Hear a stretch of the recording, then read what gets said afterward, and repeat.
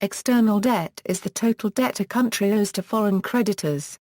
The debtors can be the government, corporations or citizens of that country. The debt includes money owed to private commercial banks, other governments, or international financial institutions such as the International Monetary Fund and World Bank.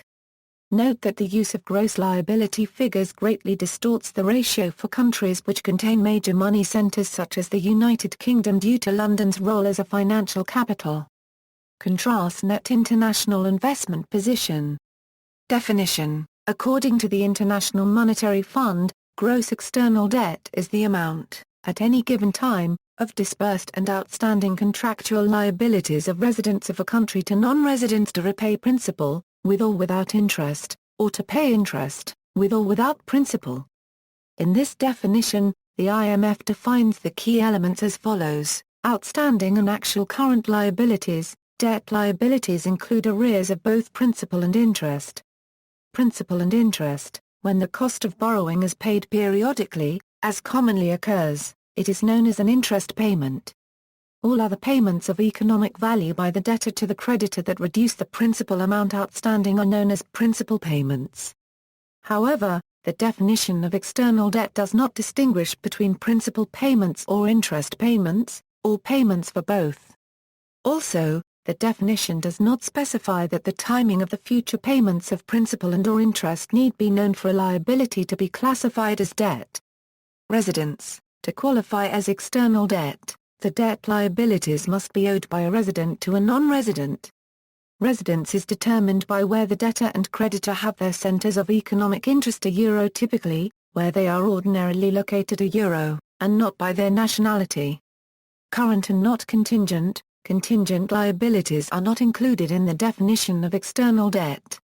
These are defined as arrangements under which one or more conditions must be fulfilled before a financial transaction takes place. However, from the viewpoint of understanding vulnerability, there is analytical interest in the potential impact of contingent liabilities on an economy and on particular institutional sectors, such as the government.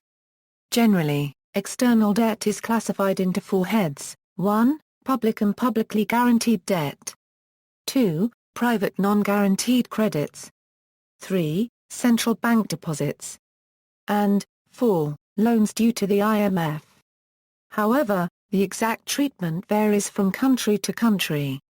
For example, while Egypt maintains this four-head classification, in India it is classified in 7 heads: A. Multilateral, B. Bilateral, C. IMF loans, D. Trade credit, E. Commercial borrowings, F. Non-resident Indian and person of Indian origin deposits, G. Rupee debt, and H. NPA debt.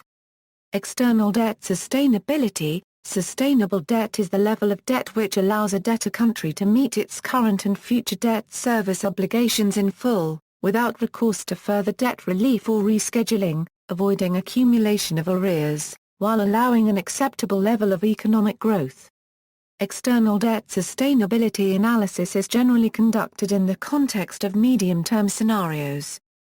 These scenarios are numerical evaluations that take account of expectations of the behavior of economic variables and other factors to determine the conditions under which debt and other indicators would stabilize at reasonable levels, the major risks to the economy, and the need and scope for policy adjustment.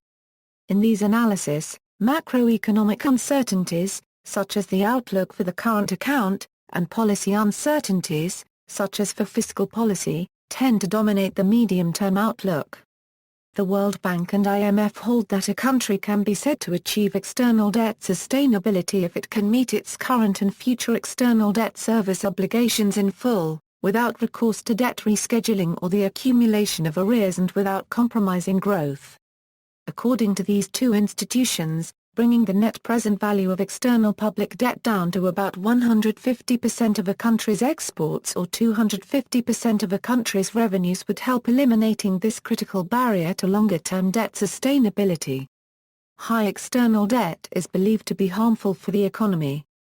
Indicators of external debt sustainability. There are various indicators for determining a sustainable level of external debt.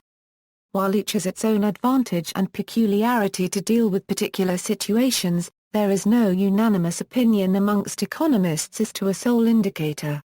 These indicators are primarily in the nature of ratio, that is, comparison between two heads and the relation thereon, and thus facilitate the policy makers in their external debt management exercise. These indicators can be thought of as measures of the counter unregistered trademark SA solvency in that they consider the stock of debt at certain time in relation to the counter unregistered trademark S ability to generate resources to repay the outstanding balance. Examples of debt burden indicators include the A. Debt to GDP ratio, B. Foreign debt to exports ratio, C. Government debt to current fiscal revenue ratio, etc.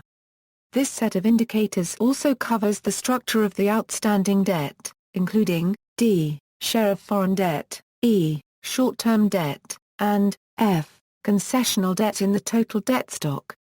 A second set of indicators focuses on the short-term liquidity requirements of the country with respect to its debt service obligations. These indicators are not only useful early warning signs of debt service problems, but also highlight the impact of the intertemporal trade-offs arising from past borrowing decisions. Examples of liquidity monitoring indicators include the A. Debt service to GDP ratio, B. Foreign debt service to exports ratio, C. Government debt service to current fiscal revenue ratio. The final indicators are more forward-looking, as they point out how the debt burden will evolve over time, given the current stock of data and average interest rate. The dynamic ratios show how the debt burden ratios would change in the absence of repayments or new disbursements, indicating the stability of the debt burden. An example of a dynamic ratio is the ratio of the average interest rate on outstanding debt to the growth rate of nominal GDP. See also, list of countries by external debt. Third World Debt, Odious Debt, Public Debt, Eurodad, Jubilee Debt Campaign, Net International Investment Position, Internal Debt, Sovereign Default, The Accumulation of Capital. Notes.